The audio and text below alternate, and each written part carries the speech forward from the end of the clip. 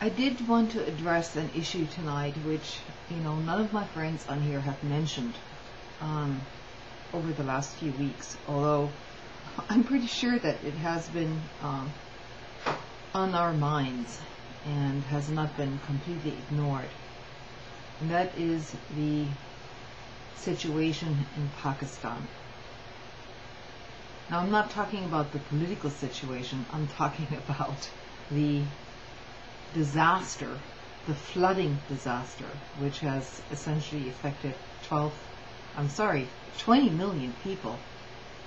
And as far as we know, at least 4 to 8 million people homeless.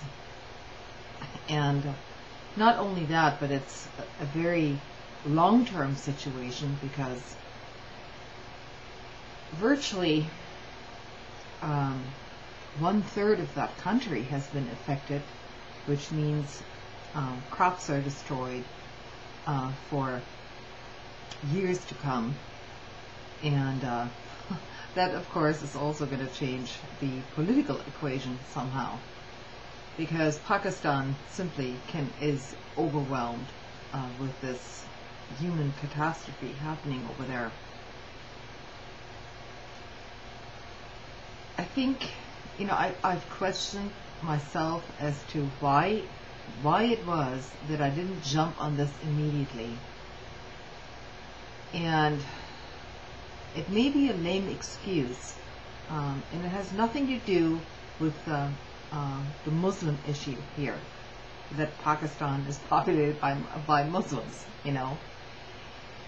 For me personally, it had more to do with the aid effort in Haiti, and before that, actually, during the tsunami in, I think it was 2008,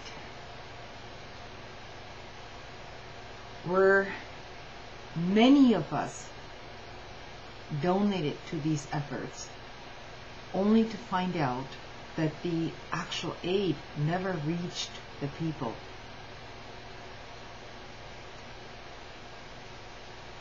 And that progress was extremely slow. You're talking about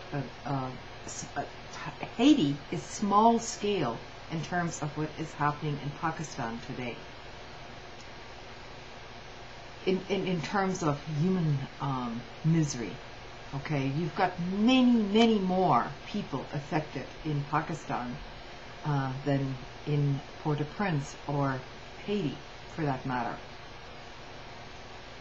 So, on the one hand, you have this sort of what they call donor fatigue, which means you can only donate to so many efforts every few months.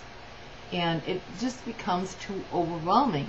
And then you've got a situation where you find out later that you've actually tried to do good, and then the donations aren't reaching the people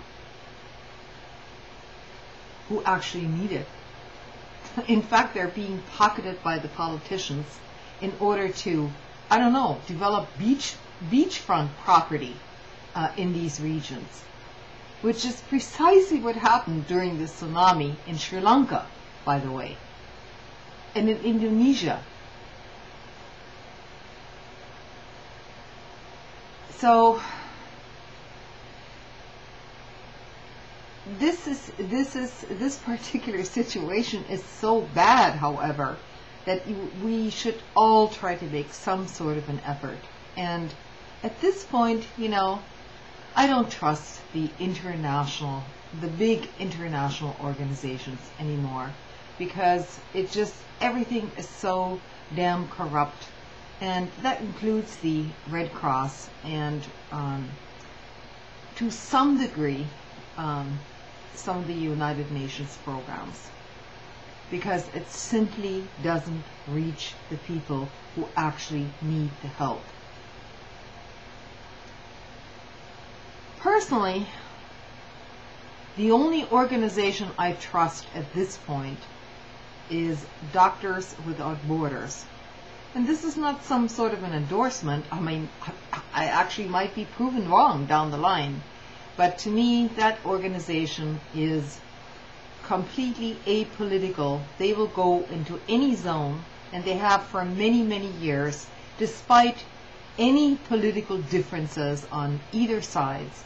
And they will get that aid in there, and they're working their asses off. Only in this situation in Pakistan, and of course Haiti also, you know, this is an organization which can only provide immediate assistance, not any sort of long-term assistance, because once you talk about destroyed crops and generations living in poverty, yes, perhaps they can do something about cholera and disease and all of that. They're very good at that. But long term, this problem is really, really huge. So then you have the added factor that if you actually want to donate to some local organizations in these countries, which you might trust if it were not for U.S. laws preventing you from doing so, I mean, for heaven's sake, you might end up on some list that labels you as an accomplice or I don't know, an accomplice to terrorism or something, you know, to just because you're donating to some aid effort, you now all of a sudden become involved with Hamas, Hezbollah, despite the human factor involved. And so that restricts your actions from the very beginning. And I'm afraid that's what's happening with the situation in Pakistan. As you've noticed, the donations from this country are basically nothing compared to what happened in Haiti. Now, Haiti, to most Americans, was basically an unknown country. Never heard of it. They just saw the pictures of human misery there, and their visceral reaction was, let's help these people, you know. Pakistan, however, is a different story because that country is, the name of that country is in the news, you know, occasionally every week. Not to mention that the U.S. Is fighting a war against that country or against certain factions in that country. So, you know, things tend to be very confused. The aid effort coming from the UK, the United Kingdom, has been phenomenal in terms of Pakistan. But, of course, you have to remember, the UK also has a very large population from people of that region who, you know, second, third generation, and they want to help, you know. And this isn't about politics. People are completely desperate. This is very much like Katrina, only it affects 20 million people. And there's no end in sight. So, you know, if you have very, very little money to spend, I'm sending $5 to Doctors Without Borders. You know, if it goes to waste, it's a missed lunch for me. I'm still okay. I'm still above board. I don't have to live in a tent yet, and perhaps it's karma, you know. I'm not actually sure if I believe in that, but that's what I did. So it's up to you.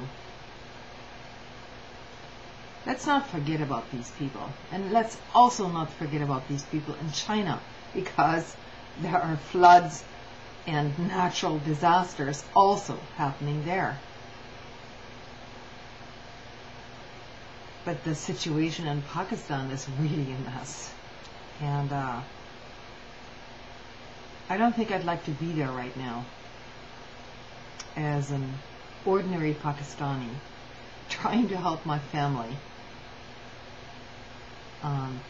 with nothing. With nothing.